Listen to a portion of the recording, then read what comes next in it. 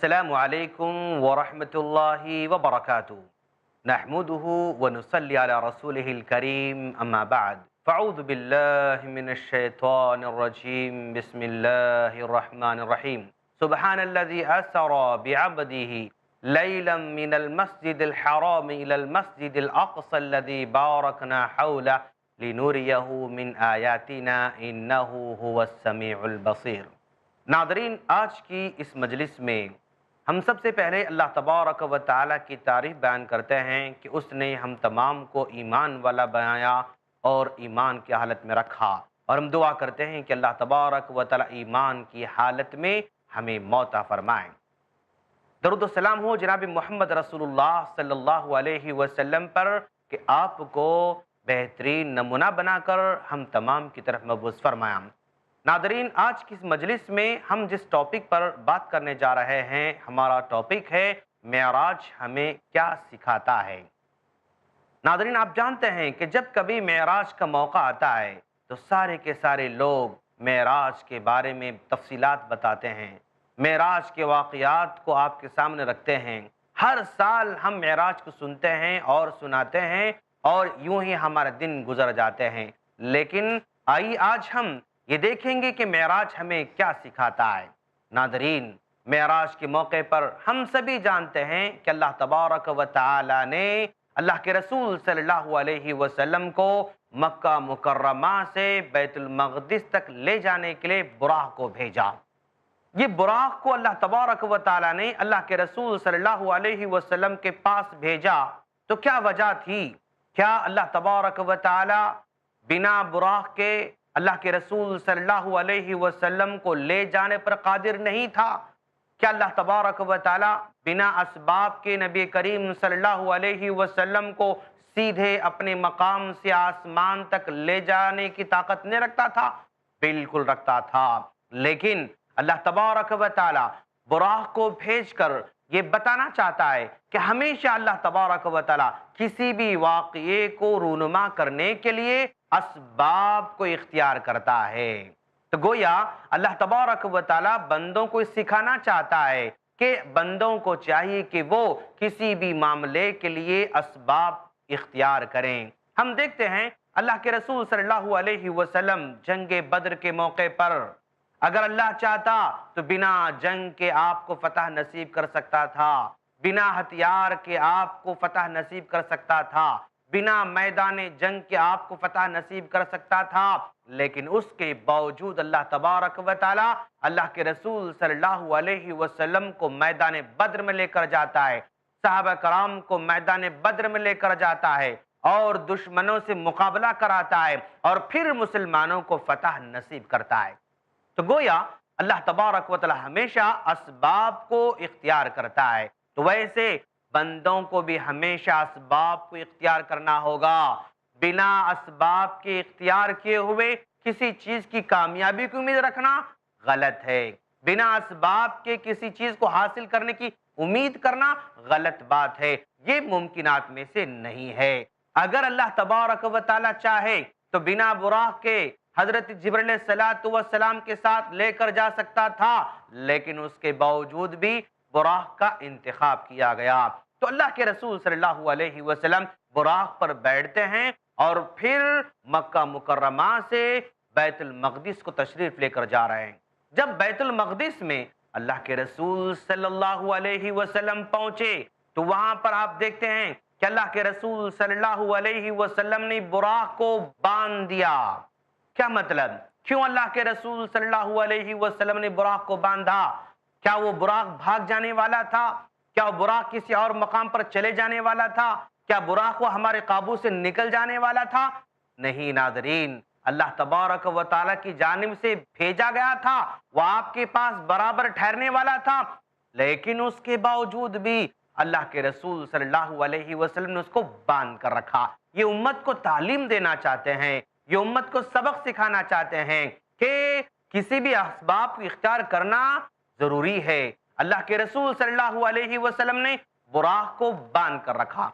जैसा कि एक मर्तबा अल्लाह के रसूल सल्लल्लाहु अलैहि वसल्लम के पास एक साहबी तशरीफ लाते हैं और आपके पास आकर बैठ गए। آپ نے پوچھا آپ کی اونٹ کہاں ہیں؟ انہوں نے کہا یہ اللہ کے نام پر میں چھوڑ کر آیا ہوں، باہر ہوگی سواری، وہ کہاں جائے گی؟ اللہ کے رسول صلی اللہ علیہ وسلم نے فرمایا اعقلها وتوکل علی اللہ، جاؤ پہلے اونٹ کو باندھو پھر اللہ تبارک و تعالیٰ پر بھروسہ کرو۔ تو گویا اسباب کو اختیار کیے بغیر اللہ پر بھروسہ کرنے کا دعویٰ کرنا یہ غلط ہے۔ اللہ کے رسول صلی اللہ علیہ وسلم نے براق کو باندھ کر رکھا، ہمیں بھی جو ہے پہلے اسباب کو اختیار کرنا ہوگا پھر اللہ تبارک و تعالیٰ پر بھروسہ کرنا ہوگا۔ اس معراج کے موقع پر ہم دیکھتے ہیں کہ اللہ کے رسول صلی اللہ علیہ وسلم وہاں پر ہیں اور سارے کے سارے انبیاء کرام بھی وہاں پر موجود ہیں۔ نماز پڑھنے کا وقت ہے، نماز پڑھنا ہے، ایسے موقع پر کوئی نبی آگے بڑھ کر امامت کے درجے کو حاصل نہیں کرنا چاہتا ہے۔ آدم علیہ السلام آگے بڑھ کر امامت نہیں کرنا چاہ رہے ہیں، ابراہیم علیہ السلام آگے بڑھ کر امامت کرنا نہیں چاہ رہے ہیں۔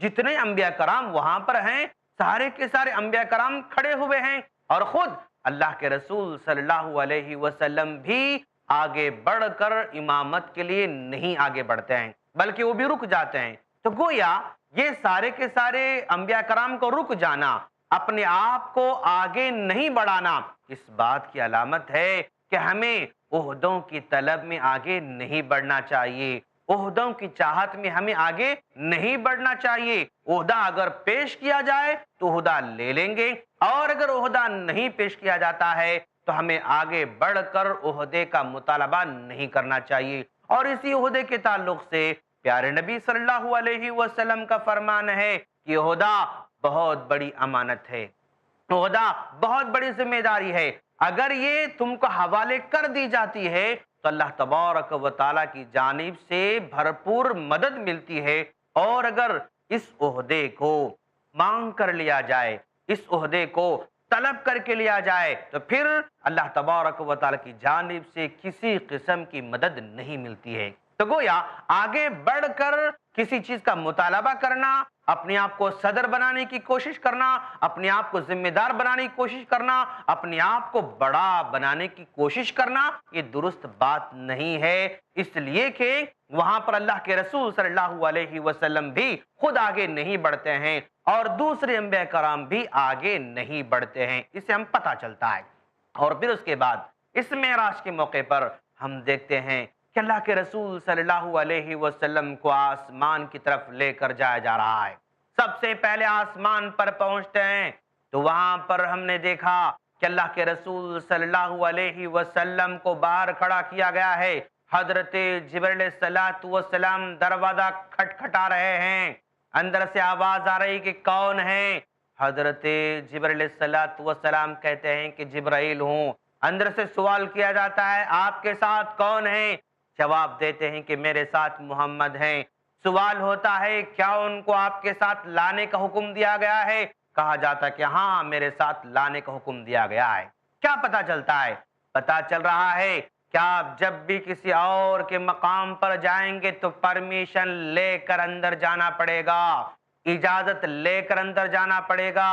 اگر پرمیشن ملتی ہے تو پھر ہم داخل ہوں گے، اور اگر پرمیشن نہیں ملتی ہے تو واپس لوٹ کر آ جائیں گے۔ اس سلسلے میں اللہ کے رسول صلی اللہ علیہ وسلم کی سنت ہمیں رہنمائی فرماتی ہے۔ کیا کہتے ہیں؟ اللہ کے رسول صلی اللہ علیہ وسلم نے فرمایا جب کبھی تم کسی سے ملاقات کرنے جاتے ہو تو سلام کرنا ہوگا، 3 مرتبہ سلام کریں گے۔ اگر جواب ملتا ہے اور پرمیشن ملتی ہے، اجازت ملتی ہے، پھر اندر داخل ہوں گے، اور اگر اجازت نہیں ملتی ہے تو واپس لوٹ کر آ جائیں گے۔ تو گویا معراج کے موقع پر ہمیں سکھایا جا رہا ہے آپ کسی بھی مقام پر جائیں گے تو پرمیشن لے کر جائیں گے، اگر پرمیشن نہ ملے تو پھر سیدھے واپس لوٹ کر آئیں گے۔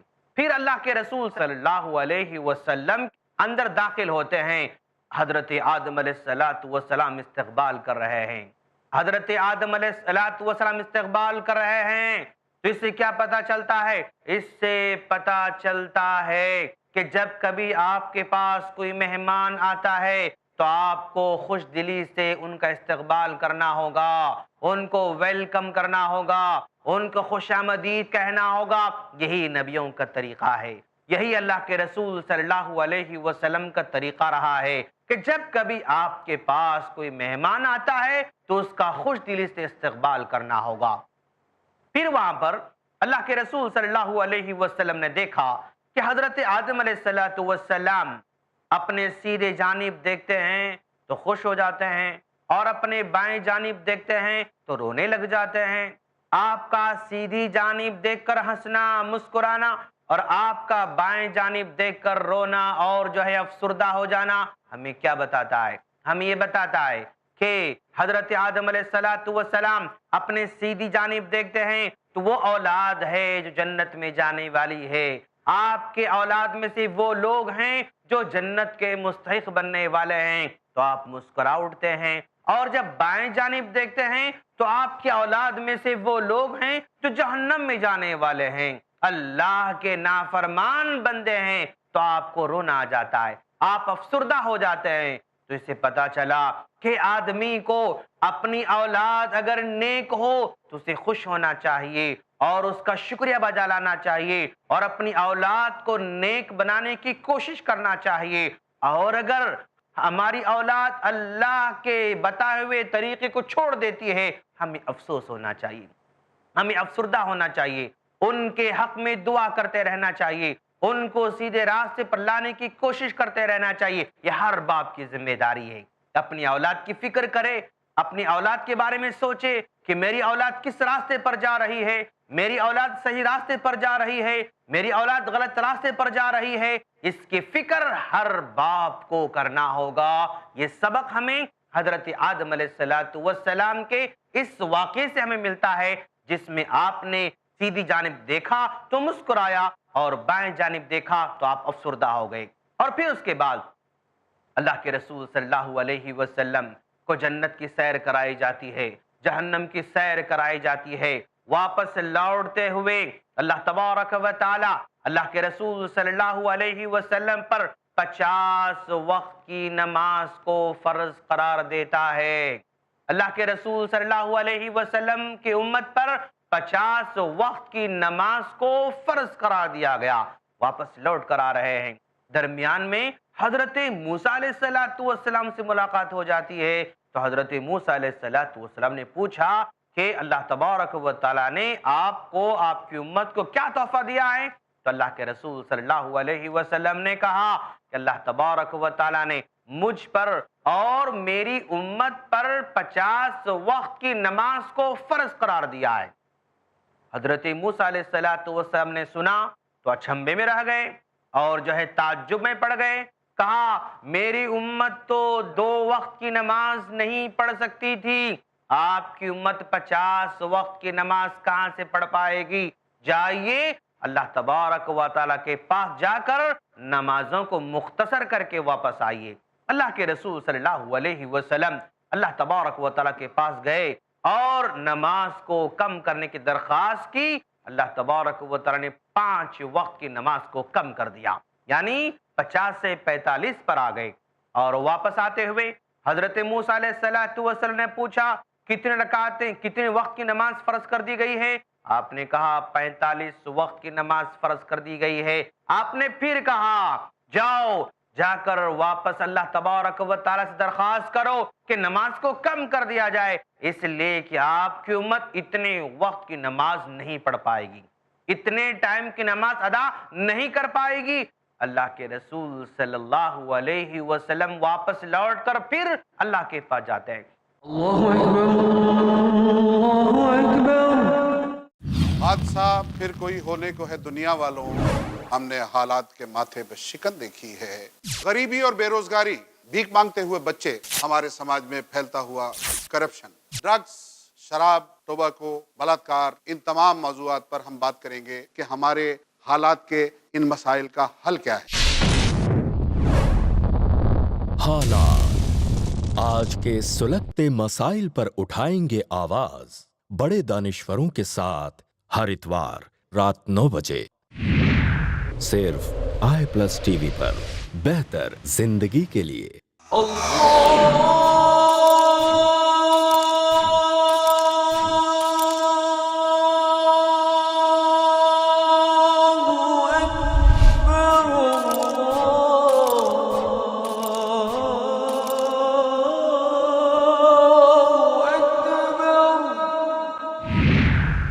सिर्फ i+TV पर बेहतर जिंदगी के लिए।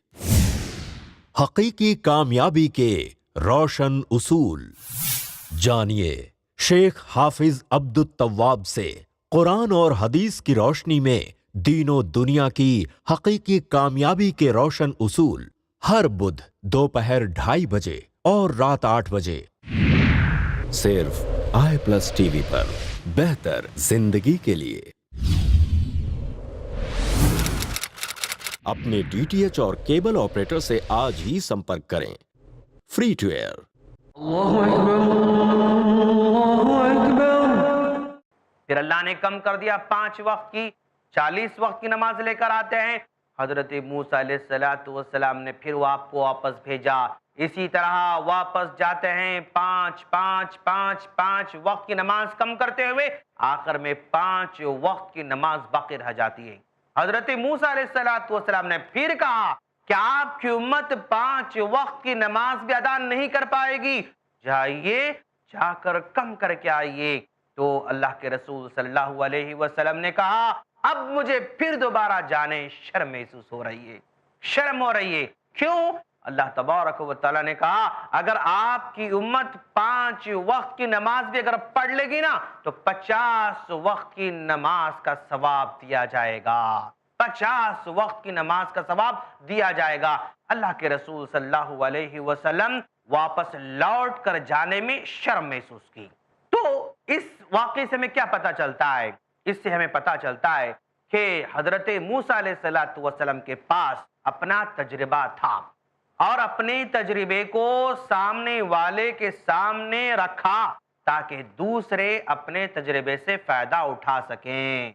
तो गोया हमारे पास भी अगर कोई तजुर्बा है जो दूसरे के सामने वो तजुर्बा नहीं है तो हमें अपने तजुर्बे को सामने वाले के सामने रखना होगा ताकि वो फायदा उठाएं, ताकि वो इस्तिफादा करें। आपके पास किसी भी किस्म का तजुर्बा हो सकता है, तालीम के अंदर तजुर्बा हो सकता है और तिजारत में तजुर्बा हो सकता है, कारोबार में तजुर्बा हो सकता है, लेन देन में तजुर्बा हो सकता है। किसी भी किस्म का आपके पास जो तजुर्बा है, जो मालूमात हैं, जो फायदे वाली बातें हैं, उन बातों को सामने वालों से शेयर करना होगा ताकि आपके तजुर्बे से, आपके इल्म से लोग फायदा उठाएं। तो यहाँ पर हजरत मूसा अलैहिस्सलाम ने अपने तजुर्बे को अल्लाह के रसूल सल्लल्लाहु अलैहि वसल्लम के सामने रखा ताकि वो फायदा उठाएं।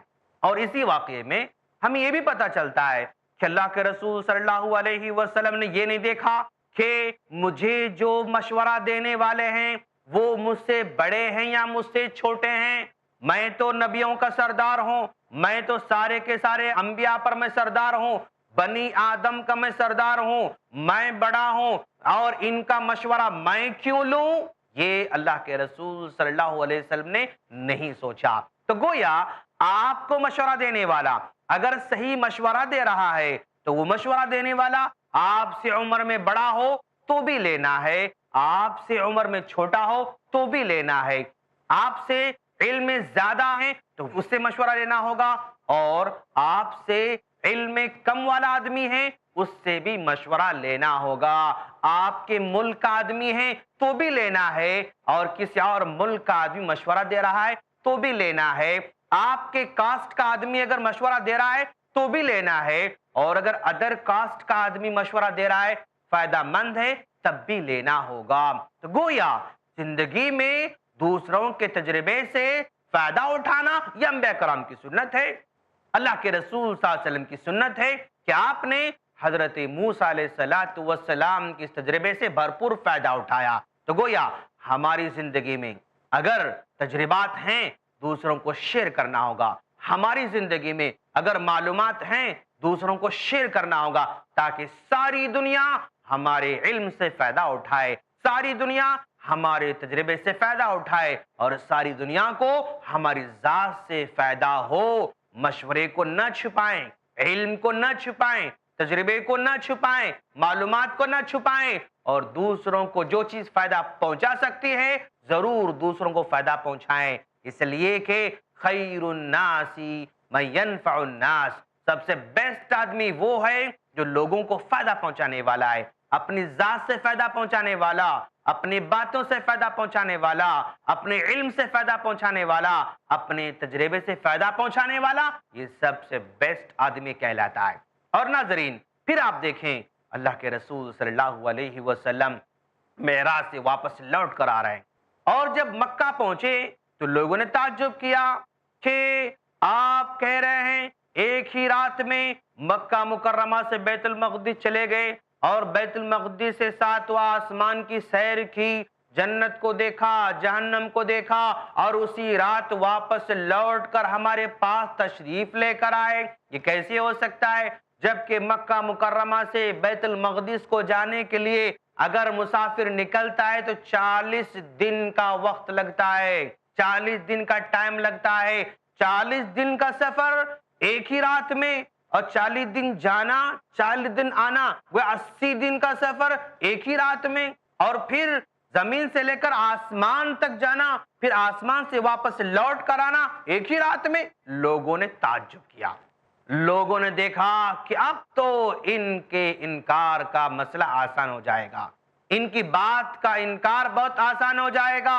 سب سے پہلے جو ہے ابو جہل نے دیکھا کہ محمد کو جھٹلانے کا آسان طریقہ ہمارے ہاتھوں لگ گیا، ان کی باتوں کا انکار بہت آسان ہو چکا ہے۔ وہ دوڑے دوڑے ابوبکر صدیق رضی اللہ تعالیٰ عنہ کے پاس آتا ہے، آ کر ان سے کہتا ہے ابو بکر بتاؤ، اگر کوئی آدمی یہ دعویٰ کرے، اگر کوئی یہ کہے کہ وہ ایک ہی رات میں مکہ مکرمہ سے نکلتا ہے، بیت المقدس کو جاتا ہے، وہاں سے ساتواں آسمان چلا جاتا ہے، واپس لوٹ کر پھر بیت المقدس آتا ہے، اور بیت المقدس سے نکل کر سیدھے وہ مکہ مکرمہ آتا ہے ایک ہی رات میں، اگر کوئی اتنے لمبے سفر کو طے کرنے کا دعویٰ کرے تو کیا اس کی بات مانی جائے گی؟